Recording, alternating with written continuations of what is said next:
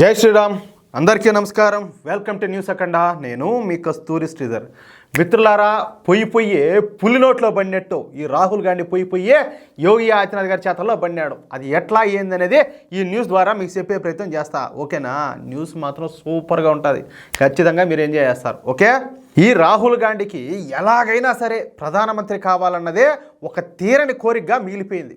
ముఖ్యంగా మన దేశంలో హిందుత్వాన్ని నాశనం చేయాలనేదే ఈ రాహుల్ గాంధీ లక్ష్యంగా కనపడుతుంది. ఎందుకంటే తెలుసు కదా ఎవరో మీకు. సరే, ఇక సరిగ్గా మన దేశంలో ఎన్ని రాష్ట్రాలు ఉన్నాయని అడిగినాం అనుకో, మనం టక్కమని చెప్పి సమాధానం చెప్పలేడు అడిగితే. అంత మేధావి, మావులోడు కాదు మావుడు. మీరు అట్టని చెప్పి మీరు ఏమైనా తక్కువ అంచనా వేస్తారేమో. ఇక తాను ప్రధానమంత్రి అవడం కోసం దేశాన్నంతా ఏకం చేస్తానంట ఈ భారత్ జోడో యాత్రను ప్రారంభించాడు. అయితే ఇక్కడ ఒక మాట చెప్పాలి మీకు, నాయన ఇది భారత్ జోడో యాత్ర కాదు, భారత్ తోడో యాత్రకి చెప్పేసి ఈ బీజేపీకి సంబంధించినటువంటి నేతలంతా కూడా చెప్పినారు. నాయన ఇది కలిపేదానికి కాదు, ఇది విడగొట్టేదానికి నేను అని ఏది మీకు అర్థమయ్యేటట్టు చెప్పాలంటే. ఇకపోతే ఈ భారత్ జోడో యాత్రను 2022లో ప్రారంభించాడు. ఇక ఈ భారత్ జోడో యాత్రను రాహుల్ గాంధీ దేశవ్యాప్తంగా నిర్వహించాడు. మొత్తంగా 136 రోజుల పాటు ఈ భారత్ జోడో యాత్ర అయితే జరిగింది. ఈ 136 రోజులలో రాహుల్ గాంధీ 3200 కిలోమీటర్ల పాటు నడిచినాడియా. అబ్బా, మామూలుడు కదా. చూడలా కండలు చూడలా, అంత ఎట్ట చూపిస్తూ ఉంటాడు. ఆ టీషర్ట్ ఒకటి వేసుకొచ్చే ఏది పార్లమెంట్లో నా కండలు చూడని చెప్పి అందరు కండలు చూపిస్తూ ఉంటాడు. మామూలుడు కాదు, మావాడు సామాన్యుడు కాదు. సరే, ఇకపోతే భారత్ జోడో యాత్ర సందర్భంగా మన దక్షిణాదిలో రాహుల్ గాంధీకు బాగానే స్వాగత సత్కారాలు అయితే దొరికినాయి. ఉంటారు కదా మన వాళ్ళలో కూడా మహానుభావులు ఆయన మాదిరినే అట్ట.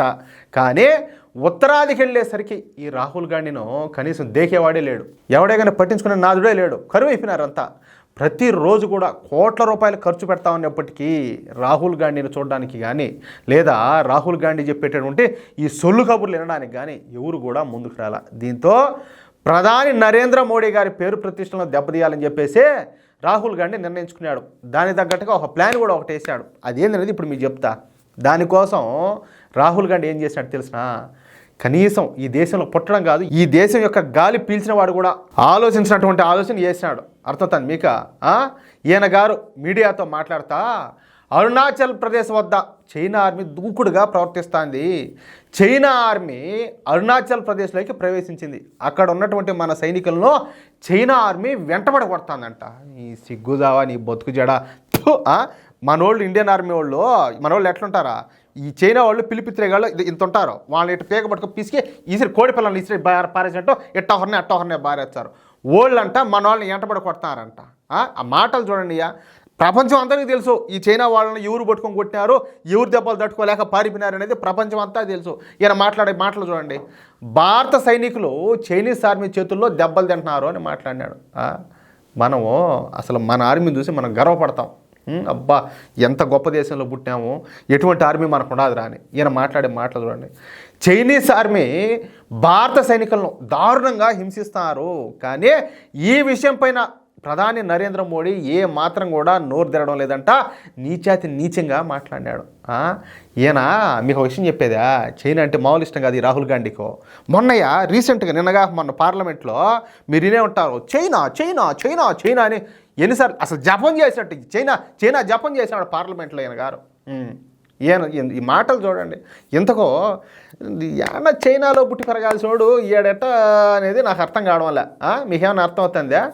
నిజానికి ఈ విధంగా మాట్లాడడం దేశద్రోహం కిందకి వస్తుంది. కానీ మనది సోకాళ్ళు సెక్యులర్ దేశం కదా, మన దేశంలో ఇలాంటి వ్యాఖ్యలకు శిక్షలు లేవు.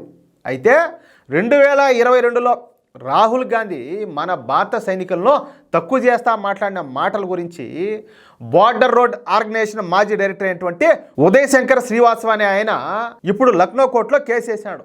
ఈ సందర్భంగా తన పిటిషన్లో రాహుల్ గాంధీ తన రాజకీయ స్వార్థం కోసం, తన రాజకీయ అవసరాల కోసం మన భారత సైన్యాన్ని వాడుకున్నాడు. రాహుల్ గాంధీ చెప్పినట్టు చైనీస్ ఆర్మీ చేతుల్లో మన భారతీయ సైనికులు ఎక్కడా దెబ్బలు తిన్న దాఖలాలు లేవు. మన సైనికులే ఇంకా చైనీస్ ఆర్మీను వెంటబడి తరివి పిచ్చుకుక్కలను కొట్టారు. కానీ ఈ రాహుల్ గాంధీ మాత్రం భారత సైనికులు పారిపోతున్నారనే అర్థం వచ్చేటట్టు మాట్లాడినాడు. అంటే భారతీయ సైనికులు పిరికి వాళ్ళు అనే విధంగా సందేశం ఇచ్చాడని చెప్పినాడు. నిజంగా ఈయనను అభిమానించే వాళ్ళు, ఆ పార్టీని అభిమానించే వాళ్ళు ఎవరైనా ఉంటే దీనికి సమాధానం చెప్పాలి. ఎవరైనా ఉంటే అంతెందుకు, నిన్నగా మొన్న మళ్ళా ఏది చైనా వాళ్ళు 4000 చదరపు కిలోమీటర్ల భూభాగాన్ని మన భారత భూభాగాన్ని ఆక్రమించారని చెప్పి మాట్లాడినాడు. అయినా కూడా అన్నీ తెలిసి కూడా నరేంద్ర మోడీ సైలెంట్గా ఉన్నాడు, ఏం మాట్లాడడం లేదని. అబ్బా, వీళ్ళ దేశభక్తి ఎవరు ఈయన కావచ్చు, లేకపోతే వీళ్ళ నాయన గారు కావచ్చు, వీళ్ళ నాయనమ్మ కావచ్చు, వాళ్ళ నాయన అయినటువంటి ఆయన చీచి నెహ్రూ కావచ్చు, బాబ్బా వీళ్ళు చెప్తే మనం వినాలయా స్వామి. ఒక పక్క చైనాతో యుద్ధం జరుగుతూ ఉంటే ఈయన తెల్లవాళ్ళు ఈపు గోకన పోయినాడంట వీళ్ళ ముత్తాత. ఈయన మాట్లాడతాడు చూడండి, మా పత్తిత్తు మేము అన్నట్టు. ఇక రాహుల్ గాంధీ వ్యాఖ్యలను అనేక అంతర్జాతీయ మీడియా సంస్థలు ప్రచారం చేసినాయి. అంటే మన భారత సైనికులు చైనీస్ ఆర్మీని చూసి భయపడ్డారు అని రాహుల్ గాంధీ చేసినటువంటి వ్యాఖ్యలు ప్రతి దేశానికి కూడా చేరినాయి. ఇది దేశద్రోహం కాదా? ఇది కుటిల రాజకీయం కాదా? ఇది మన భారతదేశ సైనికులను అవమానించడం కాదా అంట ఈ ఉదయ్ శంకర్ శ్రీవాత్సవ తన పిటిషన్లో పొందుపరిచాడు. మామూలు కాదు, గట్టి గిరికిచ్చేసినాడు. ఇక ఉదయ్ శంకర్ శ్రీవాత్సవ పెట్టిన కేసులో న్యాయం ఉండదని చెప్పి భావించినటువంటి లక్నో కోర్టు వెంటనే ఈ రాహుల్ గాంధీని మార్చి 24వ తారీఖున హాజరు కావాలని ఆదేశాలు జారీ చేసింది.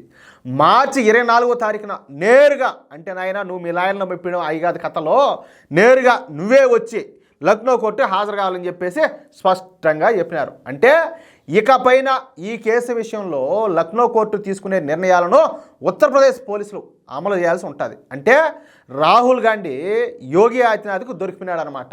కానీ ఈ కేసు నుంచి రాహుల్ గాంధీ తప్పించుకునే ప్రశ్నే లేదు. ఎందుకంటే ఈ కేసును ఈ ఉదయ్ శంకర్ శ్రీవాత్సవ చాలా పక్కాగా పిటిషన్ తయారు చేసి కోర్టుకు పోయినాడు, ఎట్టి పరిస్థితులు కూడా తప్పించుకోలేకుండా, అది కూడా ఉత్తరప్రదేశ్ కోర్టుకు. దీంతో రాహుల్ గాంధీకు త్వరలో మూడిందని చెప్పి చెప్పుకోవచ్చు. ఉత్తరప్రదేశ్కు పోయినాడు, ఉత్తరప్రదేశ్ పోలీసు వాళ్ళ చేతల్లో పడినాడు అంటే అప్పటికి ఎవరి చేతల్లో పడినట్టు అర్థమైంది కదా మీకు? లేకపోతే ఏంది ఈ మాటల కనీసం బాబ్బా ఇంత దారుణమా? మళ్ళీ ఈయన గారు ఈ దేశానికి ప్రతిపక్ష నాయకుడు, ఇప్పుడులే, అప్పుడు కాదు ఇప్పుడు. అయినా ఇప్పుడైనా కానీ అదే కదా మాట్లాడుతున్నాడు. మొన్న కదా నేను చెప్పింది, మనం మాట్లాడినాడు ఏదో 4000 చదరపు కిలోమీటర్లు అంతా చైనా వచ్చి మన భారత భూభాగాన్ని ఆక్రమించుకుని చెప్పి నిన్నగా మొన్నే కదా మాట్లాడినాడు. నిలువెల్లా కూడా భారతదేశం అంటే ద్వేషమే, హిందువులు అంటే ద్వేషమే. ఇంతటి దేశద్రోహి ఒకరైతే ఉండరు నాకు తెలిసి. ఈయన గారి ఇట్టోళ్ళని ఎంతమంది కావాలంటే అంతమంది తయారు చేస్తున్నాడు. అంతటి మహానుభావుడు. మనకు తెలియడంలే ఆయన గొప్పదనం, మనం తెలుసుకోలేక ఇంకా బీజేపీ వాళ్ళని బత్తాయిగాళ్ళు అంటున్నాం. అసలు ఎవరు బత్తాయిగాళ్ళు ఎవరెవరో మీకే తెలియాలా? ఏమంటారా మిత్రులారా? ఈ న్యూస్ కన్నా మీకు నచ్చినట్లయితే ఏమంటారా? ఖచ్చితంగా ఈ న్యూస్ను, ఈ మా రాహుల్ గాంధీ యొక్క గొప్పదనాన్ని, ఈయన ఎంత మహానుభావుడో, ఈయన ఎంత దేశభక్తుడో జనాలకందరికీ తెలిసేటట్టు ఈ న్యూస్ షేర్ చేయండి. అలాగే ప్రతి ఒక్కరు కూడా మీ యొక్క అమూల్యమైన అభిప్రాయాన్ని ఖచ్చితంగా కామెంట్ చేయండి. ఇంతవరకు మన ఛానల్ సబ్స్క్రైబ్ చేసుకున్నట్టయితే సబ్స్క్రైబ్ చేసుకోండి. ప్లీజ్ సపోర్ట్ చేయండి. జై శ్రీరామ్.